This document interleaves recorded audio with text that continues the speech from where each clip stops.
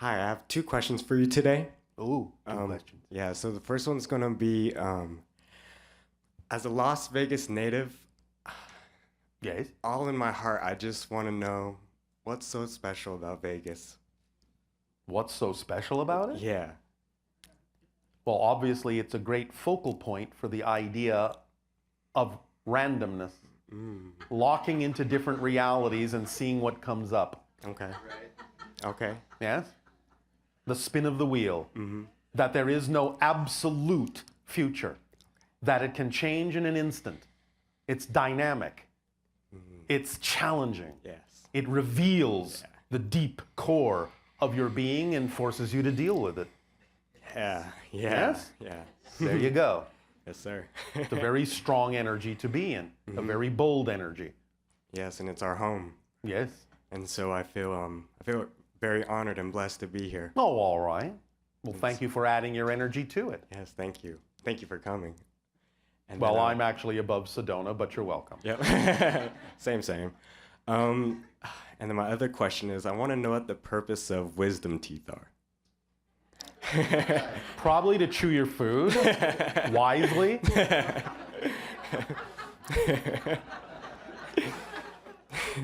It's different for different people. Okay. Different things symbolize different things in different people. But obviously, since your people decided to call them wisdom teeth, there's some association to the idea of knowing exactly, well, I'll just put it this way. Don't bite off more than you can chew. Yeah. That's wisdom. Wow. Yeah. Yeah. All right. That was perfect. Thank you. Awesome. Thank you. You're welcome. Thank you all.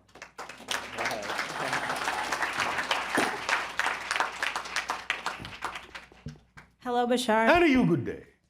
I have a question about the oversoul. Yes. It's this energy that houses different entities on different planes and planets. Well, in a sense, yes, the oversoul is, in concept, a combination of a multitude of souls in various experiences. Yes. So, for example, we might not be aware of them, but they could be aware of our existence. Absolutely, they are. Yes. And what is a way for us to communicate with them more consciously? Well, again, the basics.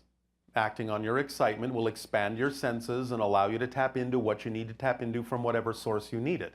Whether you know it's coming from the oversoul or not is actually relatively irrelevant. But the idea is you can know that you're always receiving communion from the oversoul and with the oversoul for whatever information you need that will help guide you. Because through the oversoul comes down through the soul and through the higher mind into the physical mind. Yes? Sure, but how can we communicate to these different beings that are essentially part of our soul family? All right, well, again, I'm saying you are communicating with them. You don't always have to be aware that you are, because sometimes being aware of it will actually stop the process of the information you're receiving from them. But if you act on your highest excitement without any expectation or insistence on the outcome, and you need to know, specifically need to consciously know that you're interacting with another aspect of your oversoul, you will. It'll be brought to your attention. But more often than not, the information that comes through those channels comes through unobtrusively so as not to stop the process of you using the information in your life. Okay, I understand.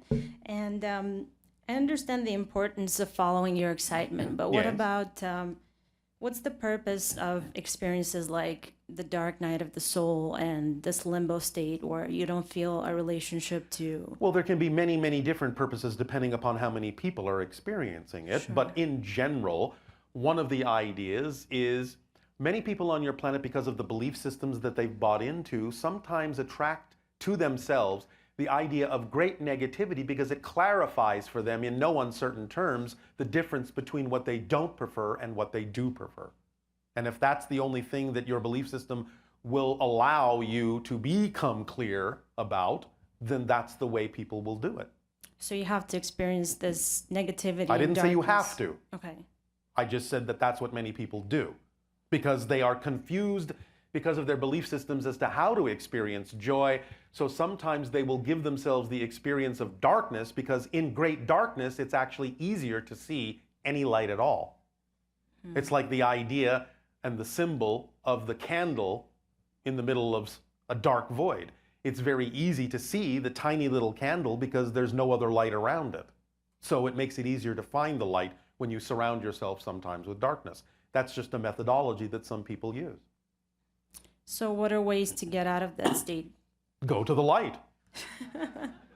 Now that you found it in the darkness, go to the light. Be aligned with that. Act in ways that allow you to express who you truly are. Be in alignment with your preferred vibration by acting on your highest joy and knowing that anything that needs to be revealed to you that's out of alignment will be, so that you can identify it and let it go. I see. Yeah? Remember, your yin-yang symbol shows you that always, always in the darkness, there is always a spot of light. And even in the light, there is always the opportunity to experience the darkness. Sure. It can go both ways. It's up to you to choose what you prefer and just keep choosing that.